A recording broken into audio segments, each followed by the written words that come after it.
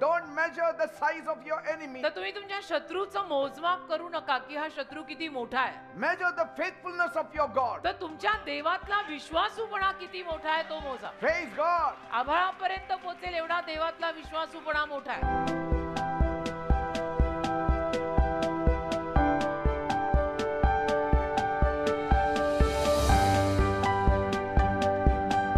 Those women who need children, touch their wombs now. ज्या बायकांना संतान हवंय त्यांच्या उदरांना स्पर्श कर. In Jesus' name. येशूच्या नावात. Be healed in Jesus' name.